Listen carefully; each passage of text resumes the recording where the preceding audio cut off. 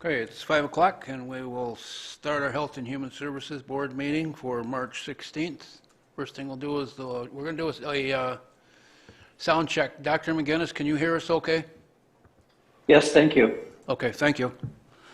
Roll call, please. Kathy Leaf. Present. Kara Koch. Present. Dave Osmus. Present. Scotty Yard. Present. Greg Telejohn. Paulette Anderson. Present. Deb Lindeman. Present. Natasha Ward. Present. Paul McGinnis. Present. Okay, we have a quorum. Everybody's seen the agenda from our previous meeting. Are there any additions or corrections? Seeing none, those will stand as written. Public comment. Is there anyone here from the public that wishes to make a public comment?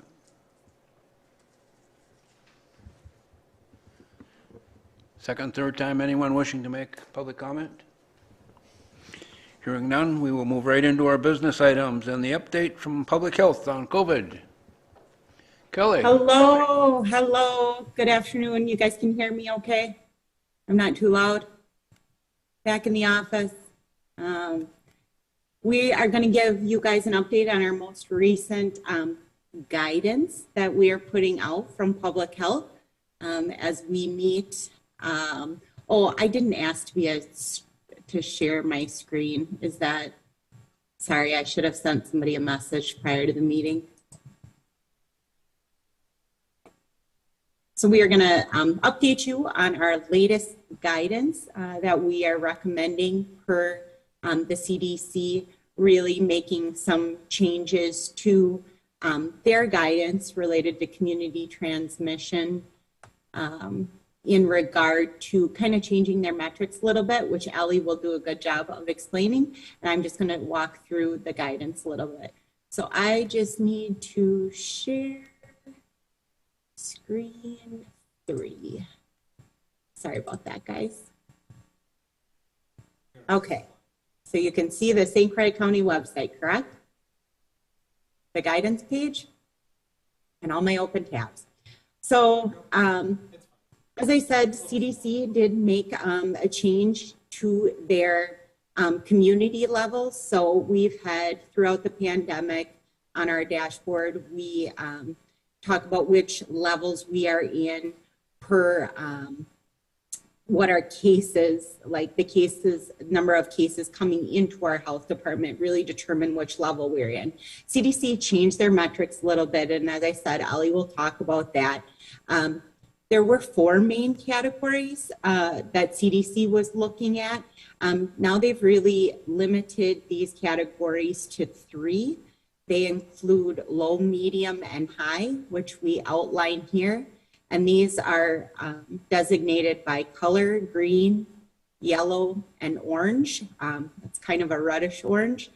So you can learn more about the guidance on our website. These are the take-home points, or the things that, in my mind, what public health wants to educate our community on are the biggest things that we suggest or recommend in these different levels. So we want everybody to stay up to date with their vaccines. We get lots of questions if there'll be another booster. We can't predict that with our crystal ball. We have heard lots of scuttle and discussions that boosters may become may be coming in the future. I've also heard the thought that COVID vaccine may become seasonal. We don't have any final word on what that looks like, but key message is to stay up to date with vaccinations. The other thing that CDC and St. Croix Public Health, along with healthcare organizations, really do want people to test if they are showing symptoms of COVID. So now we're going to come into allergy season, which I think the #1 chief complaint, if you talk to any of our disease investigators in St. Croix County, they would tell you that when we talk to, positive cases, they would report well, I just thought it was allergies. So we're going to have a little bit of a learning curve, I think, as people get back to when we get into seasonal allergy season, which spring is a big one. If people will continue to test and if we see an uptake in testing. I want to remind everyone that we are still COVID tests. We are providing COVID tests free of charge at the St. Croix County Services Center, still 5 days a week. That information you can find on our testing site right here on the left after you hit the COVID information up here. So I didn't take you through exactly how I got to where I'm at, but Adam does a good job keeping this pretty easy, navigatable, I think. The other thing is the mask wearing, which has been a big topic we've talked about for the last 2 years. The level, whichever level we are in really determines recommendations of mask wearing. We're starting to see less mask wearing in our building here at Health and Human Services, and we have been in this green category. Ellie, we'll talk about that and where you can find which color we are in on our dashboard. We've been in this green category since the first week these metrics came out. So we are in a low category, and you can see masking is optional. Yellow category really talks about encouraging. We encourage them, and people that are at higher risk with underlying health conditions should talk to their healthcare provider if they have questions and what's right for them. And if we ever were to get in the orange level, we would strongly recommend people masks. We have lots of evidence here on this side of the webpage that really talks about how masks have prevented additional transmission and spread of COVID-19 in our community. There is other recommendations that the CDC has put out, and as I said, you can find those here. Obviously, staying up to date with the vaccines, testing when symptoms, and wearing a mask. I'm going to show you now, and then Ellie will talk about the metrics. If you hit this, find your current level of COVID dashboard. You will be brought to our COVID dashboard, and right here is where you're going to see in the future whether we are green, yellow, or that orange. So that is where to look for it. The dashboard is kind of new, and Ellie will brief you on some of those changes as well. So, thanks, Kelly. Can you expand the dashboard for me, Kelly?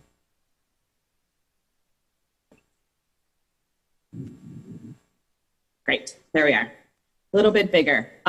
As Kelly mentioned, the CDC has transitioned into 3 levels versus 4 levels, and how they determine those levels has also changed. Right now, like Kelly said, since the new metrics were introduced, we've been in a low level. And there are 3 levels, so we can transition up to medium or up to high. How the CDC is determining these levels is different from our previous levels, like I mentioned. They are currently determining them, measuring the impact of COVID-19 on hospitalizations and healthcare systems, while also taking into account transmission in the community. Previously, the levels that we reported from the CDC, we were consistently at high throughout our Omicron wave. Those levels were based solely on community transmission levels. So only on the number of cases that were coming in a 7-day period. Our current levels and our previous levels, they still measure community transmission, community disease transmission the same way. That way is marked here in the second, right below the CDC community level. That is the number representing our community transmission. What that number is it is the total number of cases that our St. Croix County has in our newly defined health service area that the CDC has defined for us. This is the number of cases in 7 days per 100,000 people. So should our population just be made up of 100,000 people and everyone else's populations were just 100,000 people, how many cases would we have? And we are at 80.5, which contributes to that low level, as well as our healthcare capacity and our COVID admissions. Those contribute to keeping us at a low level. Now, should this 80.5 you see here on your screen cross over to 200, we would be automatically placed in a high level, because that high of a level of community transmission is enough to signal us into a high level. We will also be pushed towards a high level dependent on our healthcare capacity. If you want to learn more about those metrics and how healthcare capacity is defined and measured, there is a link here right after Kelly's got the mouse on it right there that will explain to you in greater detail how healthcare capacity and COVID admissions are measured and how they contribute to our current community level. Okay, so looking now, moving aside from our community level, I'm also going to talk about our new dashboard. This was released in when we presented the new CDC levels for the dashboard. Just as an awareness, this dashboard, like the CDC levels, will only be updated weekly, so once a week.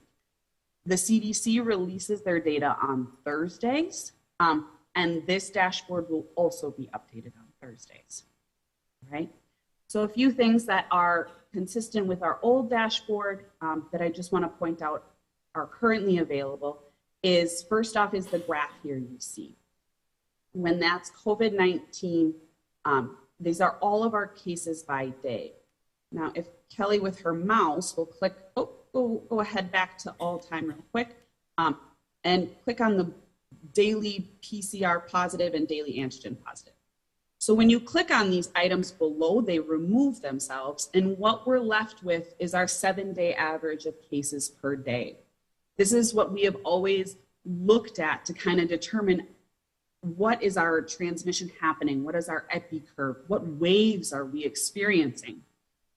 You can see that last high wave, that is the Omicron wave.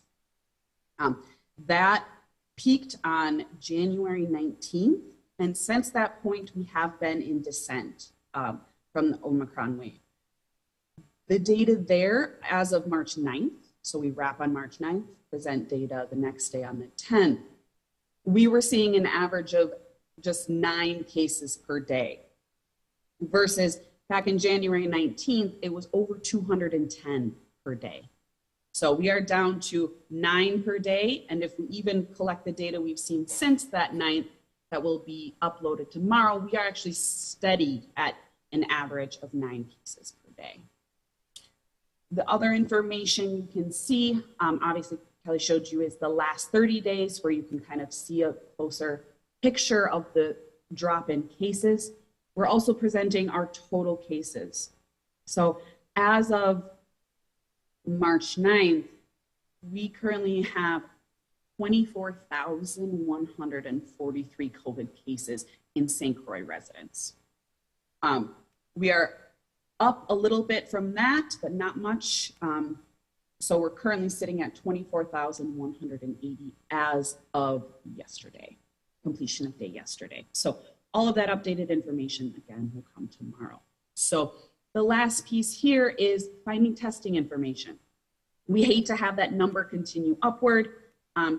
And so finding out that you're positive, if you have symptoms, and preventing the spread to other people is one of the most important pieces of mitigating COVID and preventing transmission. So right there is you'll find testing information. Okay, so on to the next page.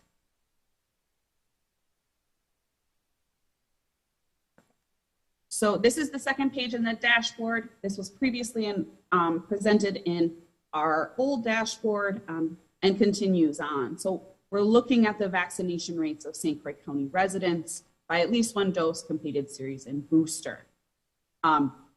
We can see that 60.5 in the numbers there have completed their vaccine series, and that's of all St. Croix residents. I'm recognizing that those under 5 are not currently eligible.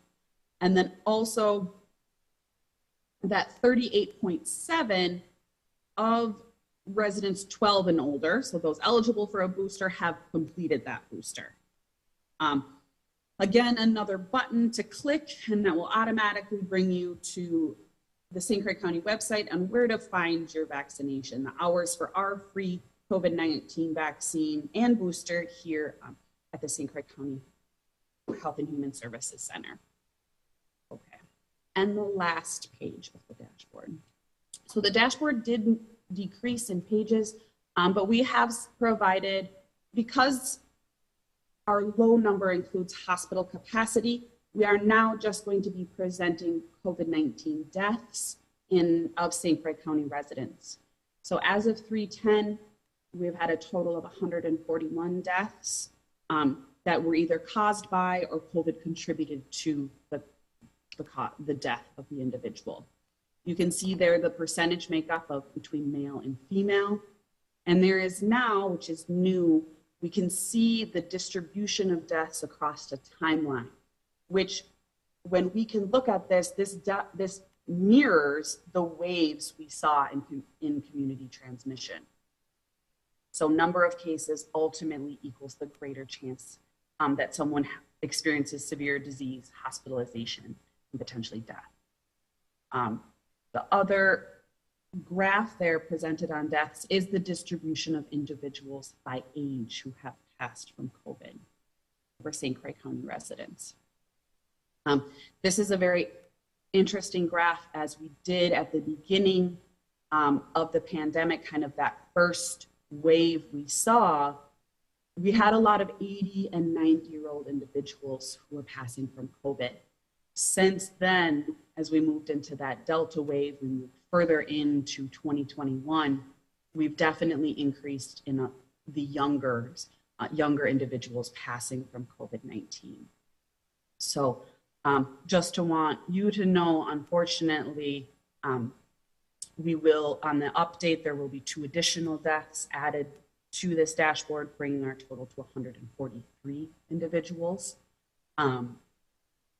And 1 occurred in January, 1 in February. I just want to note, sometimes the deaths that are reported are not reported in the month that they occurred. For example, these 2 in January and February are being reported in March, because the Office of Vital Records does have to clear a death certificate and ensure that it is truly a COVID death. Then the DHS has a process for incorporating that death and making sure it's appropriately marked, and then informing the local health department. That process can be lagging. And so there may be deaths added that did not occur in the current month in March. We have not had any deaths so far in March. All right, that is the wrap up for our new COVID-19 dashboard, as well as our CDC community level incorporation. Thank you. Any questions? Any questions for Kelly or Ellie? Kelly, I've got one, and I've been getting a number of phone calls. Have you heard anything on a potential another booster, especially for seniors? Do they have to wait after they got that first one? Have you heard? Do you have any information on that? No, that's something we're continuing to pay attention to. I think there was some confusion early on when boosters were being talked about and adopted. And there was an initial group that if you were severely immunocompromised, you were eligible for a booster. And that came out slightly a couple weeks before they just started approving boosters for as age category or by risk category. So I think there is some confusion about that. And I think the CDC does a pretty good job about differentiating or maybe it isn't CDC. I feel like I was looking for this information on their vaccine schedule. I don't have that link to pull up. So I can see where there's some confusion. I think I tried to explain that, and Dr. McGinnis, I think probably will want to address this as well, because I see him has a smile on his face. The other thing related to boosters is right now, universally, there isn't one recommended for seniors if you've already gotten that first booster. So I'll let Dr. McGinnis clarify anything I'm not being articulate on. Yeah, I think, Kelly, I think you covered it very well. So for those folks who are immunocompromised, so think about people who are currently undergoing transplant care or have chemotherapy care or certain types of immune suppressive agents or certain medical conditions which cause their immune system to not function well. If you think you're in that category, you should be talking this over with your physician, and your physician, specifically the one who provides those kinds of treatments to you, can give you guidance on whether you would need that second booster or fourth total shot. At this point, there's been conversation about seniors, but nothing that's been decided yet, and it's hasn't gone through the more scientific, rigorous approval and review process. So stay tuned on that one. The same thing is also true for those little kids under the age of 5. That is still in the wings. Hopefully we'll be getting some information in the next few months on that. So those things are all out there to be, and be hearing a lot of discussion, but no decisions made about the recommendations at this time. Thank you. And I'm just kind of wondering if some folks are assuming that the booster would be running along the same lines as your annual flu shot. You'd also get a booster at that time. Possible, but we don't know at this point in time. Thank you. Anyone else? Bob. Mr. Chair, I've talked with Dr. McGinnis, Kelly, and Ellie about possibly suspending these monthly COVID-19 presentations unless something significantly changes with the pandemic, which is possible. But it would free up their time a little bit to do other work. And of course, if the board wanted us to do a presentation, we'd be available for that. And I, as chair, have no problem with that one. Kelly, if you don't mind, again, the board can't begin to thank you and your entire staff for all the work that you've done over these past 2 years. It has not been easy for any of you, and we know that. But thank God we've got the best of the best in our public health offices. And please pass on to each and every one of your staff, our LTEs, and those great volunteers that have helped us out along the way, how much we'd greatly appreciate all their help as well. Thank you. And Mr. Chair. And Kelly, now that it's nice out, you can get home a little bit earlier, I'll bet, and take that four-legged critter for your normal walks again. And with that, we'll move on to, yep. Oh. Mr. Chair, I had a couple of comments if you would welcome that.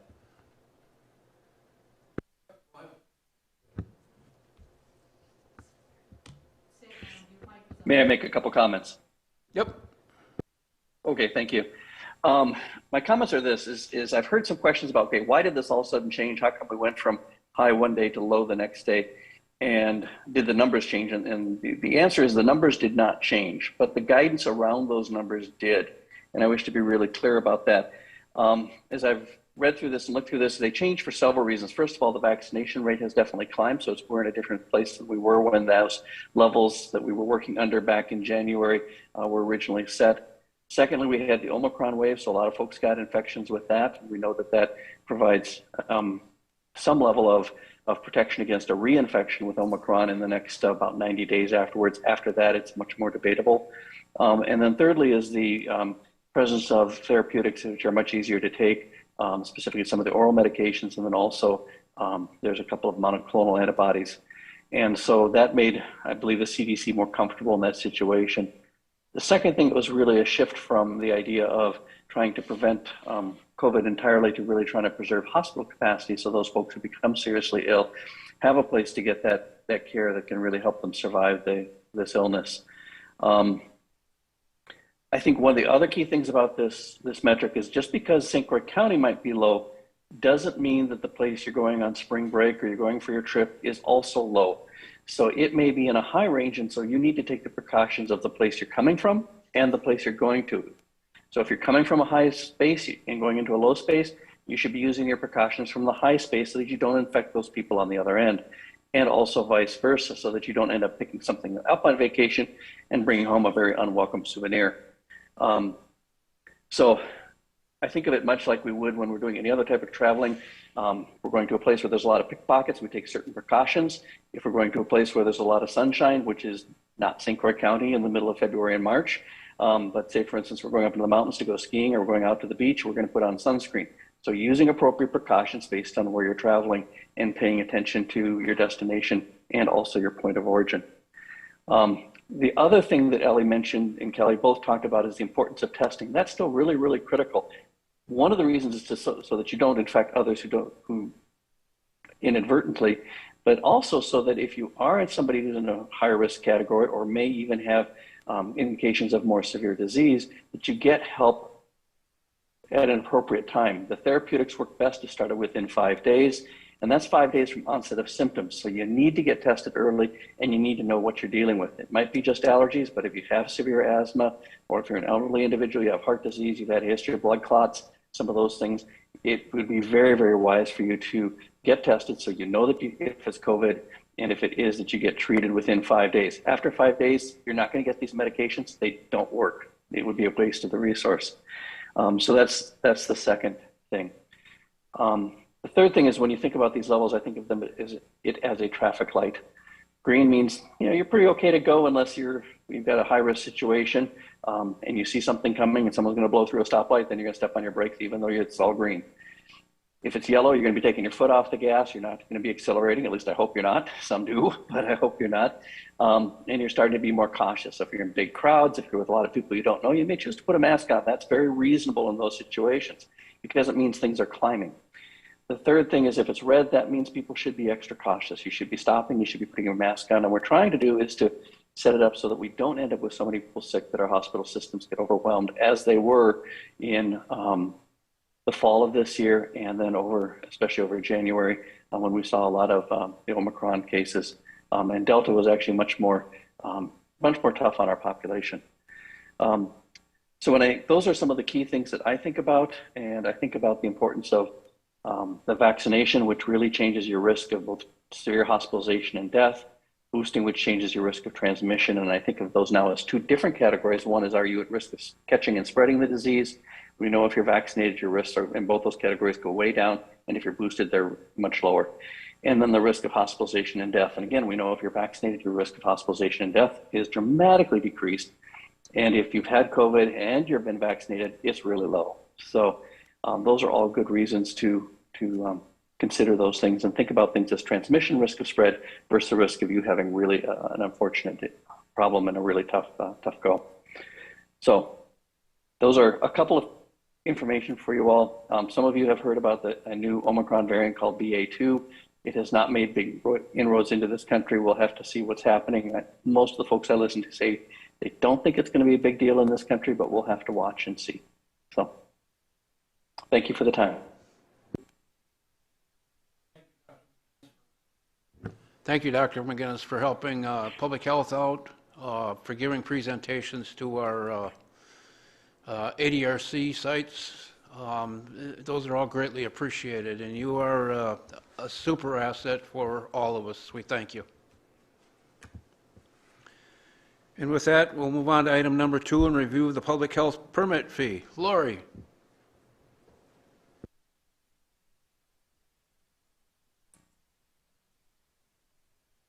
Hello, everybody. Can you hear me? Yep. Okay, can you, yeah, all right. So can you just scroll, is this the first page that you guys have in your document? I just want to see what order Faye has them in the packet. It is, That's the first page. yes. And what's the second page? Keep scrolling. Third. Keep scrolling down, then we'll go back to the top.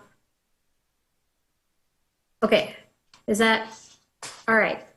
Okay, so what I would like to do, just do a little bit high level overview. The first 3 pages are, it's a little clearer to see where Faye has the 2021 rates, and then the 22 rates with no fee increase, and then the last column is a 1% increase.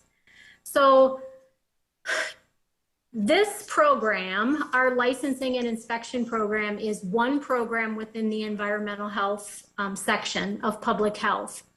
This program, we run it so that it's pretty much 100%, well, we run it so we try to run it so it's 100% fee funded. It's not tax levy. We do rather specific time entries so that our staff are documenting their time specifically into this program so we can have pretty accurate calculations on it. The first page that you see here are annual permits. The second and third pages are fees that are not annual. They would be occasional. It's if we have a new facility, or if we have to do a re-inspection, or if it's a special a special inspection type. How we project our program and based our program on our projections and budgeting is we use the first page, the annual permits, because that's what's consistent each year. We can count on those. And then the fourth page is Faye's master calculating Excel spreadsheet that gets a little bit more confusing to look at. But what I'd like to summarize is basically every year we try to come to you every single year so that we don't have to do large increases to keep our program fee funded.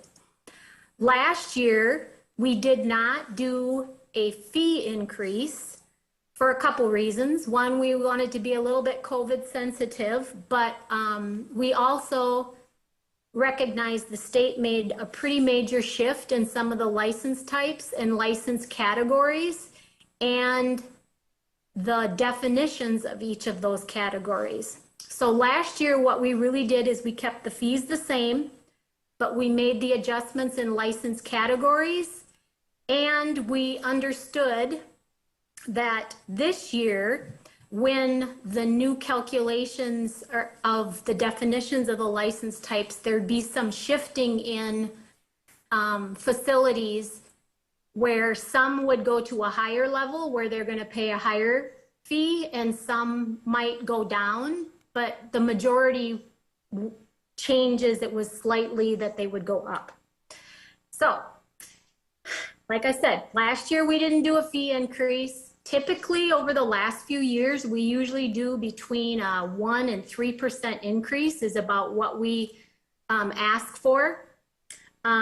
This year, on that fourth page, you can see some of Faye's calculations in her Excel sheet where, first of all, we had a net increase in facilities this year. We had almost 90 new facilities in the last year that were licensed. So that's going to be increased revenue for the program. We also had a vacancy in one of our part-time positions that works in environmental health for a portion of the year. And the third factor is some of the staff in our environmental health did work some in COVID, and so some of their time was coded to COVID funding. I mentioned those three things because when we do our calculations for what we project, it looks like with no fee increase, we'd be at a surplus of $8,000 with no increase. Kelly and I would like to propose that we do at least the 1% increase, which is shown on the 1, 2, 3 pages. because for multiple reasons. Those three factors that I listed aren't things that are going to happen every year. We can't, the vacancy, we have that filled now. And the COVID, people spending more time or some time in COVID, we're hoping won't happen in the next year. And plus, as you know, we had a 1% increase for all staff in salary, which will go into effect in April. So we're projecting that you would pass the 1% increase. That would put us, instead of at a projected $8,000 surplus, it would be just a little over 10,000 surplus. I can go into lots of detail on this, but I don't know how much more information you'd like. I can, if someone has questions, there's a lot of numbers on the papers. That state surcharge, that's often a common question. What does that mean? The state surcharge calculation column, which is the third column in each of the scenarios.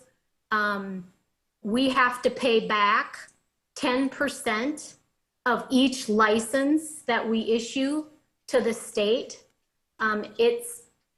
It's complicated because it's not 10% of our license fee, it's 10% of the license fee, the equivalent that the state charges. So we have to pay that back to the state, so we separate that out. One thing that I'd like to point out on the horizon is I've been doing this work for almost 30 years. And we've been an agent in St. Croix County for 20 years.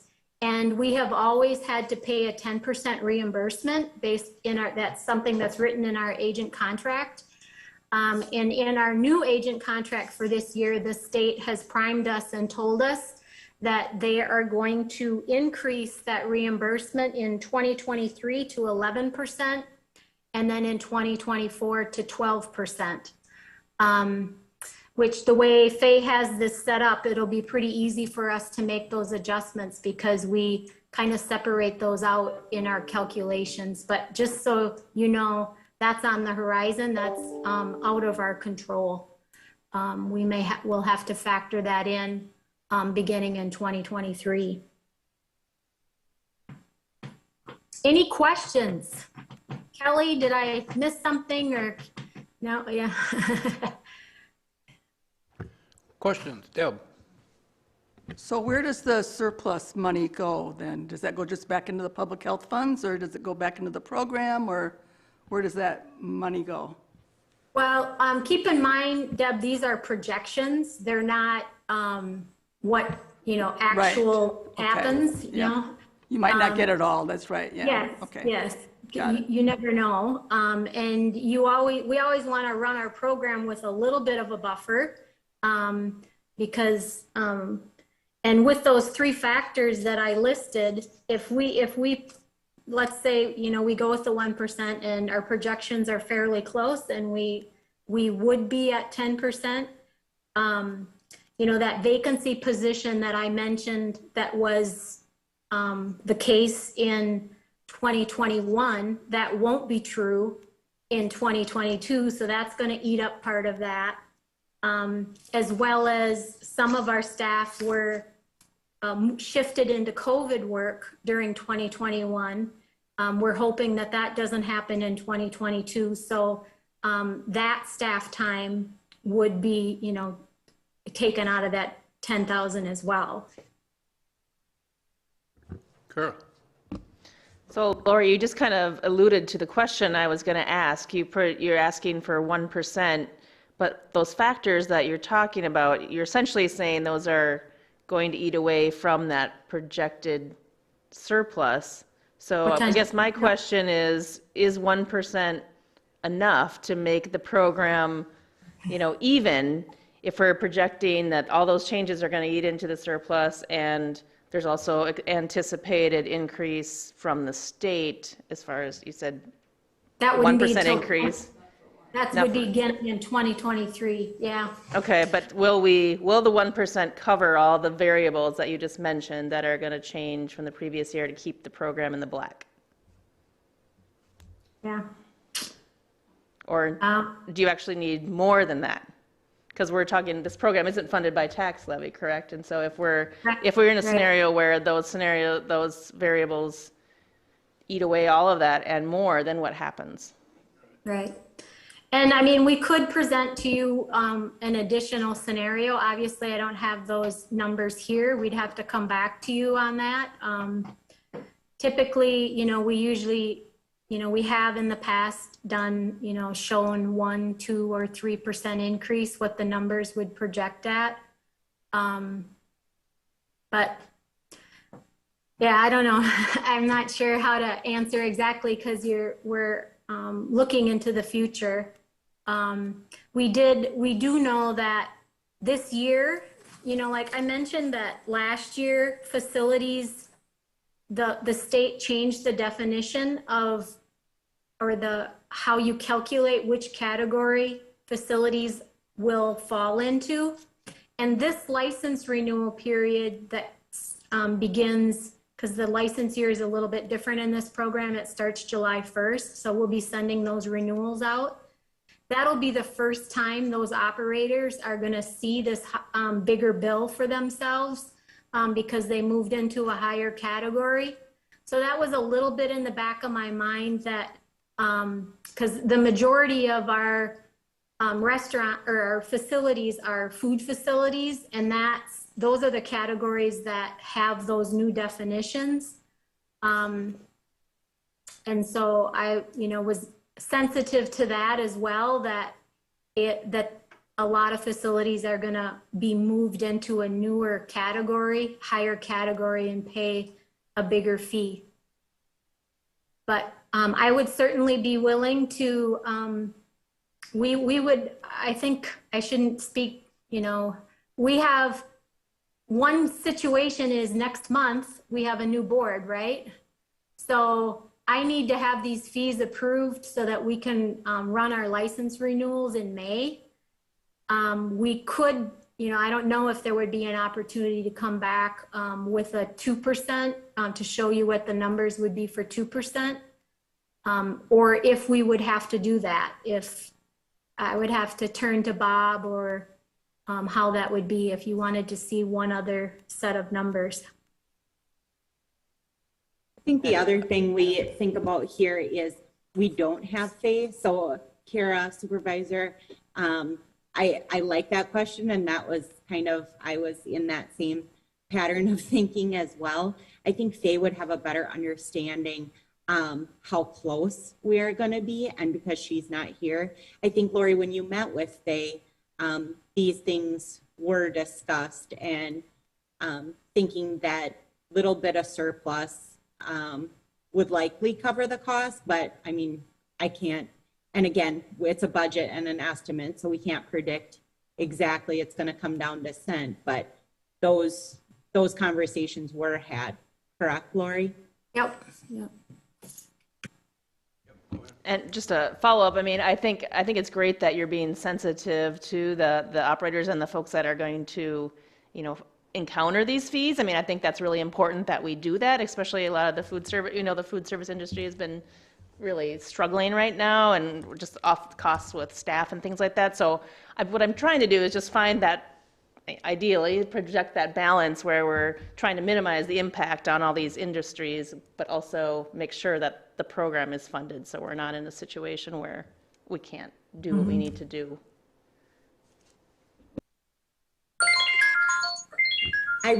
I really, really appreciate that. I also just want to kind of note too that during this time when we were really worried about economic impacts of all industry, we had a huge increase, 96 facilities. So I think that does say something about specifically maybe that was only in St. Croix County. I don't know what that looks like across the state, but I think it is important to highlight that's a lot of new facilities that either, changed ownership in business or were new facilities that open. So given coming off of this pandemic, it definitely says something good about that economic growth for St. Croix County. Was it 96, Lori? You're on mute. It was around 90. I don't remember if it was, you have a great memory, so maybe it was 96.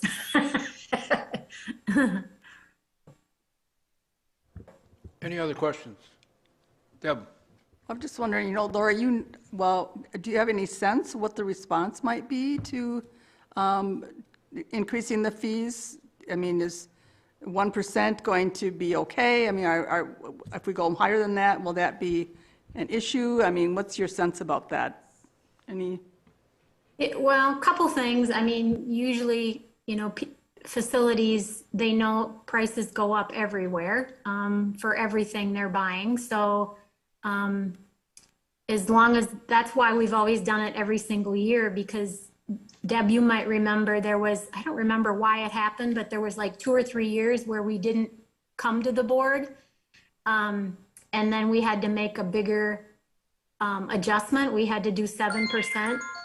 And we promised promised ourselves we were never going to let that happen again, because that was a difficult pill to swallow for operators to see that big of a jump. 1%, when you look at the numbers, it's not, not a significant jump unless they also had to move into a higher license category. Well, it seems to me if you're doing it, if we come to the board once a year with the fees like this, I think it's fairly low risk if we just do the 1%. I would be in favor of 1%. Any other questions? Paulette? I would actually be comfortable with going to 2% and being safe, and I don't think it's that much, and people are going out and back to eat, jumping out of planes. Scotty? In looking at the numbers, the 1% increase is negligible for a one-time permit fee, an annual permit fee. Going to 2% guarantees that this division is going to be able to carry out the work that it has to do in order to keep these businesses moving forward and make sure that the public is safe. A 2% increase is still going to be a negligible amount compared to other market costs that a restaurant, food producer, trailer park, motel, anyone on this license list, any of the other costs that they're facing. I would support 2% on the permit fees. And there have been years where these permit fees have not been changed. Yep, we always try to calculate it pretty close, so. Mr. Chairman, I would move to approve a 2% increase in the annual permit fees for 2022 license categories. I would second it. We've got a motion and a second. Is there any other discussion? Seeing none, all in favor of a 2% increase, say aye. Aye. Aye. Opposed? Motion carried. We're going to go to a 2% increase. Thank you, everybody. Thank you for all your work, Lori, as well. Yep. Move on to item number 3, the healthcare campus 2022 proposed rate increases. Bob? Thank you, Mr. Chair. Sandy was going to be here tonight to present on this, but couldn't due to a personal issue. So I'm going to try and cover what she intended to do tonight. If you look in your board packet, there is a proposed rental increase for the one-bedroom apartments at Orchard View. And let me explain why this was proposed. Individuals who were looking at a studio apartment versus a one-bedroom apartment saw a very small difference between those costs and would oftentimes elect to rent the one-bedroom. And the problem with that is that the one-bedroom then couldn't be used for couples because we had individuals in there. So Sandy's thinking was to increase the rent cost for the one-bedroom significantly to disincentivize single individuals from choosing that option over the studio apartment, and then reducing the costs for the additional person if there's another person in that room, to keep the overall cost for a couple pretty close to what it is now. It would be a little bit higher, about $300 higher. And that was the logic that went into this. It was to free up those one-bedroom apartments for couples, and not put us in a position where we had a couple that wanted a space and had to rent 2 studios or something of that nature, and to steer people who were single towards the studio apartment option, which is about the same cost. So she's proposing here that we raise the one-bedroom rental cost from $3,804 a month to $4,604, and then reducing the cost for the second person from $1,250 to $750. The same thing for the frail and elderly below that.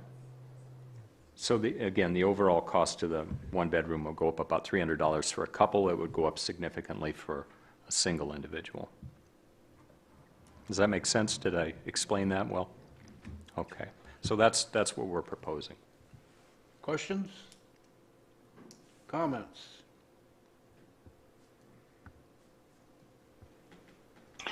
Mr. Chair, I did have a question. Yes, sir. Go ahead, Doctor.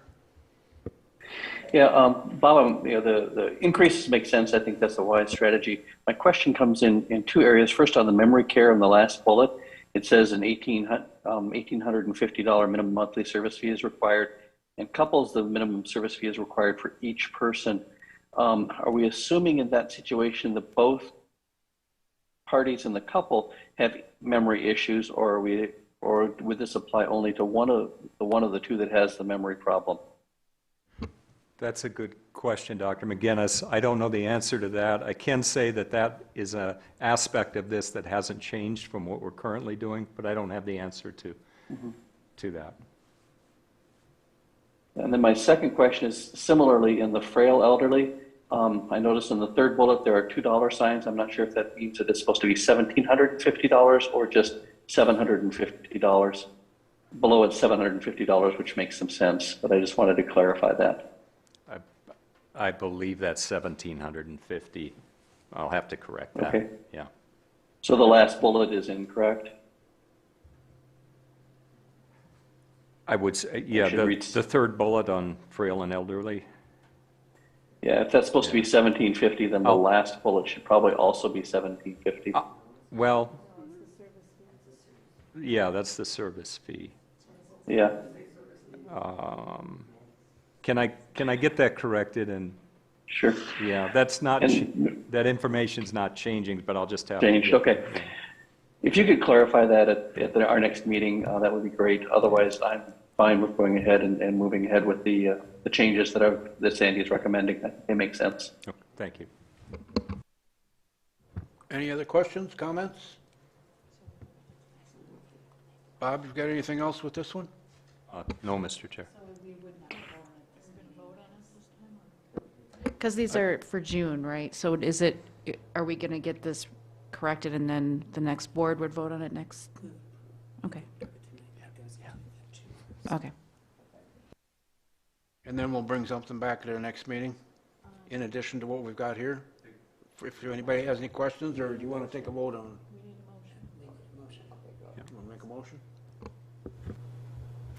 I move to approve the proposed 2022 rate changes effective June 1st, 2022.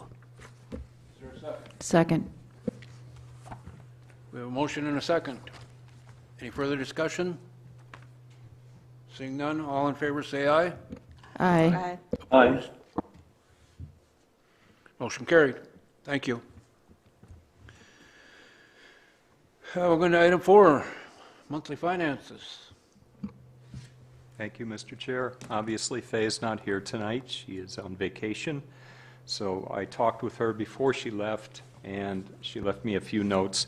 The financials are in your board packet. There was nothing that stood out that alarmed us anyway, but she did make a few notes, and I'll just read those. Where we're at right now is very similar to where we were at the same time in 2021. Some of our programs, such as CCS, have high expenses as we have quite a few more recipients engaged in services. So as you probably know, the CCS is reimbursed a year. There's a lag to when we get reimbursement for the services we pay for. So during reconciliation next year, we will get reimbursed for this year. So when we add when we enroll people in CCS this year, it costs us more. We pay up front essentially and then get reimbursed next year for those costs. So that's what she's speaking to there. Most of the state revenue received in January and February has been posted back to 2021. We're just now submitting claims for in March for January and February expenses, and we'll receive those payments in April. The audit for the nursing home will be starting the week of the 20th this month, and HHS will occur in May. And then we'll continue to see changes in 2021 numbers until the audit is complete. So unless there are questions about the financials specific to the what's in the board packet, which I can take back to Faye when she returns next week, that's what I have to offer tonight. Anybody have any questions? Okay. Move on to our next item. Addressing our housing needs in St. Croix County. Patty?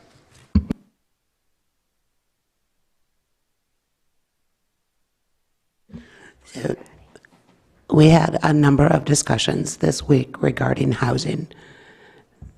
Administration dealt with the proposal of a county housing authority. So just to clarify for everyone, we have several housing authorities in St. Croix County, which originate through a municipal proposal and then are developed. Housing authorities are standalone entities.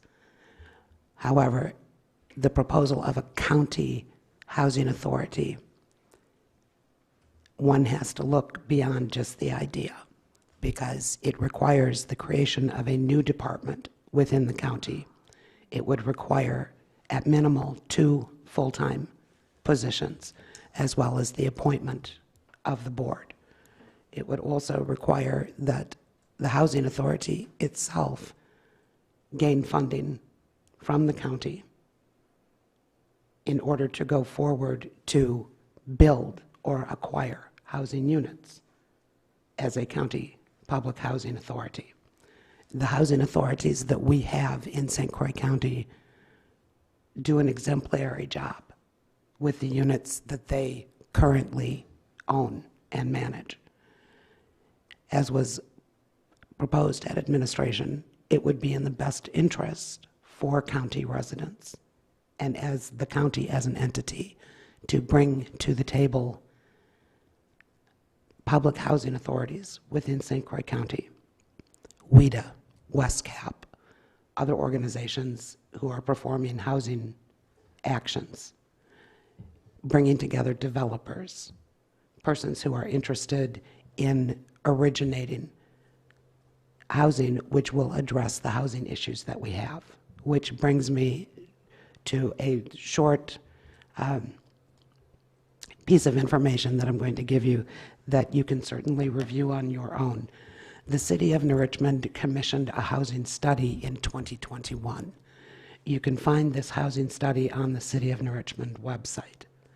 However, with COVID and with the economic issues that we've been facing, much of the data that is contained within this particular study is not valid in 2022 because of the significant rise in home prices and in rent. A number of the indices within this study are no longer even close to being valid. The study will point to an average cost for a family of 4, that their average rent cost should be $1,053 a month. That won't even get you a studio apartment. So we've gone beyond the housing study that was done in 2021. but for information on looking at the data that was collected for existing housing units. It will give you some insight into what we're facing, and certainly what City of New Richmond is facing for housing. Currently, City of New Richmond has had proposals. Dakota Meadows just opened in December. That's 50 units of apartment and townhome housing. It's a Section 42 property. Foster Place is 72 units that are all 2 bedrooms. It's a higher end semi-luxury development. Of those 72 units, all of them were rented before they actually opened the door for anyone to see. Mill City Flats is the proposal that will go in on Knowles Avenue, where the former BB building was. This is a proposed 88 units of senior housing, 55 plus. Then we also have Willow Countryside Villas. You may have seen this if you have a Facebook feed. This is 16 units. This is luxury 55 and older housing. Rents start at $18.50 a month. There's one unconfirmed, which is a West 5th Street townhome development, which is allegedly 48 units. And I don't have any baseline on that as of yet. I do know that there are lots being prepared.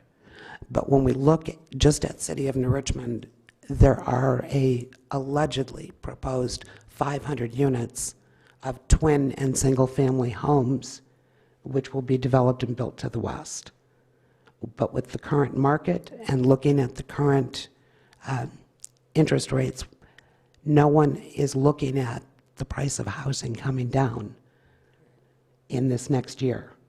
We may be dealing with this shortage of housing units and market for the next 3 to possibly 4 years.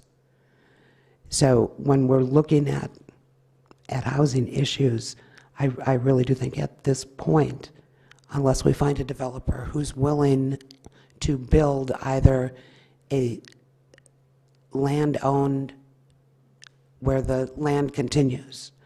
So you have an organization who owns the property, the structures are built on that property, the structures are habitated. When that property is sold, the property doesn't sell with it, only the structure does. That way, essentially, your land continues. You're able to better manage housing prices to create entry-level homes, or create that home that a couple who's downsizing or perhaps Social Security isn't enough can still live independently, but without the significant cost of purchasing even a smaller single-family home.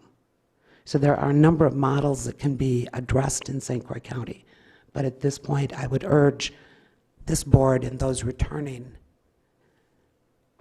to look at creating conversations, bringing this group of persons interested in housing together and having those conversations, looking at the grant funding, looking at what's available on state and federal, and looking at what programs are available to create the housing that we need in St. Croix County while still promoting and providing for the rural characteristics that we have in this county, because the population is still going up. And we will be in a significant crisis in the next 3 years for housing.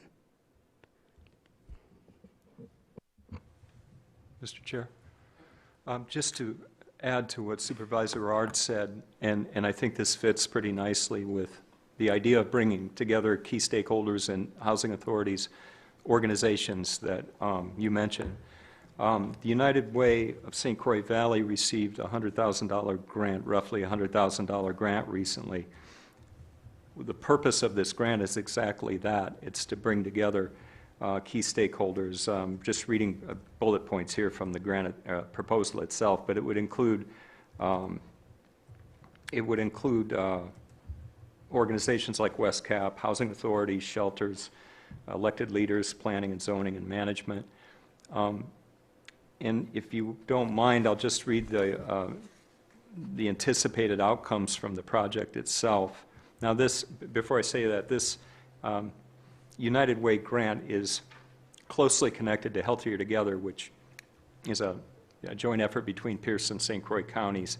And as a part of that community health needs assessment that Healthier Together does, housing was identified as one of the top 2 health concerns or health priorities in the county, in both counties.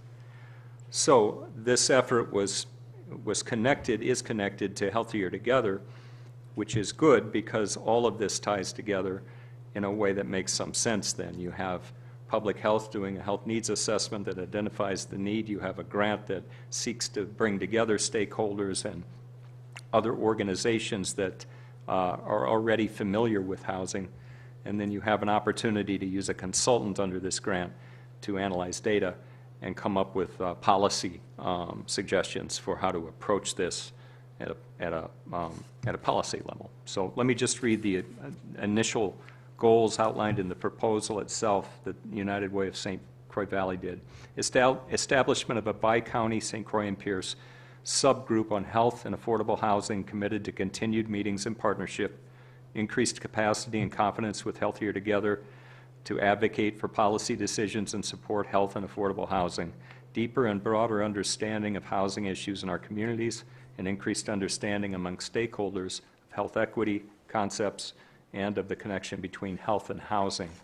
And it's that connection between health and housing that I really would like to establish, whereas we, as a department, won't operate housing facilities, we won't build housing facilities, but we can certainly support people in those facilities who have addiction, mental health issues, economic needs, who maybe need to sign up for benefits, Medicaid, et cetera.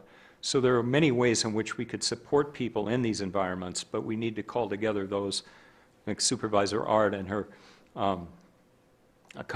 colleagues who know so much about this topic and not reinvent the wheel, but create policy and create a strategic plan going forward that helps us achieve what you were just talking about. And I think this grant fits perfectly with that effort. I know that they're still in the very early stages of looking at how to utilize this money, but I did mention to this group that I would talk about it in this board meeting and at least present the high-level concepts of what it seeks to achieve and see if that aligns with where we're at as a HHS board. So that's my input to add to what you, thank you for what you stated as well. And that's good news. Thank you, Bob.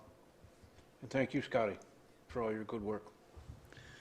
Move on to our last agenda item is the update on the American Rescue Act plan funding. Bob? Thank you, Mr. Chair. So I put in your board packets updates on ARPA funding. I won't go through them all in detail, but essentially we're making progress on those positions that we were funded for. We have people now, we have a person now going out with the police as a co-responder. We have MOUs with most of the law enforcement agencies in St. Croix County.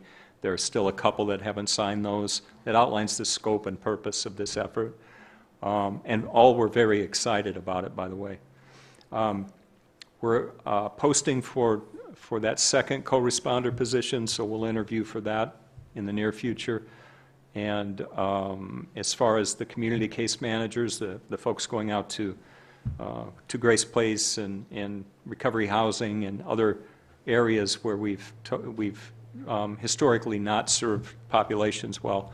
I don't know if they're showing up yet, but they're out there and they're getting acclimated to the county services and areas where they could be most effective. May I interrupt you for one moment? Pardon me?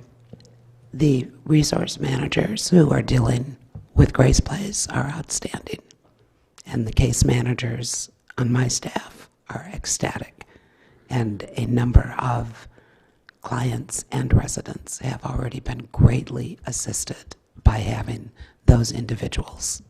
That's great to hear. And we are tracking outcomes, so we'll be able to provide those outcomes when we have a little more data to work with. Right now, it's very early in the process, but that's really good to hear. When we heard similar things from Onyx House regarding rental assistance for people in recovery housing, Julie Smith mentioned that there was at least 2 or 3 people in their second or third month of recovery now who benefited from that rental assistance and who are sober or in recovery. They have jobs, they're looking for permanent housing. So, you know, we're seeing some of the early benefits, and we'll just monitor that and see with law enforcement as well how effective this model is, and tweak it and adjust as we go to be sure that we're being as effective as we can be. So those are kind of, I think, the highlights from the ARPA updates, unless there are questions, and I'll just glance at them to make sure I didn't miss anything big. I'm sorry, there is also the Kara is the person here at the Government Center that's working with Justice Support Services and with the judges and with the treatment court and kind of all aspects of the criminal justice involved populations for that early intervention care coordination piece. She's been very active here, and I think it's a matter right now of kind of discerning how to prioritize her time and where she would have the most impact. So she's been very active here, and I look forward to getting some feedback as to how that effort's going. And yes, the public health piece was we were looking at using public health ARPA funds to help support a health educator position in the public health division. The health educator would be someone, it's typically a position you would find within a local public health department, at least a medium size or larger. And the health educator then can present to various members of the community or organizations on particular health topics.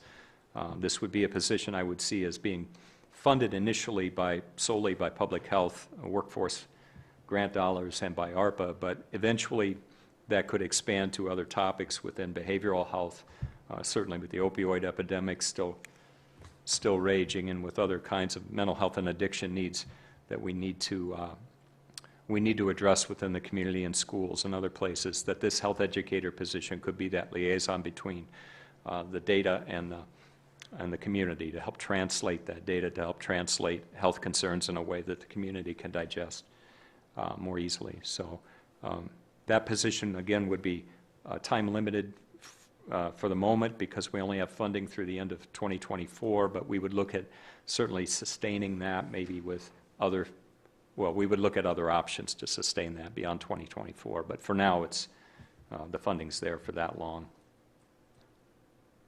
Okay, I'll be quiet if there's any questions. Any questions or comments? Okay, thank you, Bob. We appreciate that. We've come to the end of our agenda, but we're going to look at any requests for future agenda items.